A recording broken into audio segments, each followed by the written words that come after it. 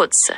في مدينة تكريت على ضفاف نهر دجلة ولد طفل اسمه يوسف، لكن التاريخ سيتذكره باسم آخر: صلاح الدين الأيوبي. لم يكن هذا الطفل يعلم أن قدره سيقوده ليصبح أحد أعظم القادة في تاريخ الإسلام ومحرر القدس من قبضة الصليبيين. البدايات والنشأة: نشأ صلاح الدين في كنف عائلة كردية كريمة، ووالده نجم الدين أيوب كان أميرا في خدمة عماد الدين زنكي حاكم حلب والموصل. تلقى صلاح الدين تعليما دينيا عميقا وحفظ القرآن الكريم، واشتهر منذ صغره بذكائه وفطنته وشجاعته. عندما شب انضم إلى جيش عمه أسد الدين شيركوه وقاتل معه في مصر، حيث أظهر براعة عسكرية فائقة. وبعد وفاة عمه تولى صلاح الدين منصب الوزارة في مصر، وأصبح الحاكم الفعلي للبلاد، وأسس الدولة الأيوبية. توحيد الجبهة الإسلامية: أدرك صلاح الدين أن القوة الحقيقية تكمن في الوحدة.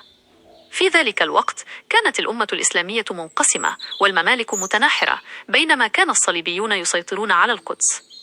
بدأ صلاح الدين حملة واسعة لتوحيد مصر والشام والحجاز، واستطاع بذكائه وحنكته العسكرية أن يضم هذه الأراضي إلى حكمه، مكونا جبهة إسلامية قوية. معركة حطين وتحرير القدس كانت لحظة الحقيقة في عام 1187 ميلادي في معركة حطين.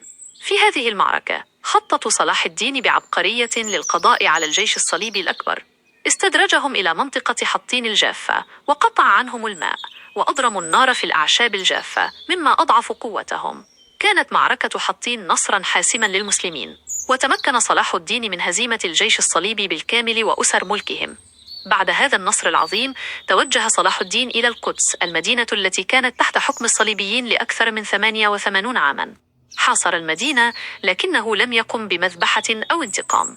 عرض عليهم شروطا كريمة للاستسلام، وسمح للصليبيين بمغادرة المدينة بأمان مقابل فدية. كان هذا الموقف يختلف تماما عن وحشية الصليبيين عندما دخلوا القدس وقتلوا أهلها. أظهر صلاح الدين سماحة الإسلام ورحمته.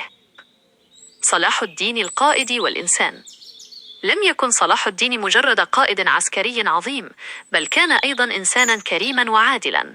كان متواضعا، يشارك جنوده طعامهم وشرابهم ويستمع إلى مشاكلهم.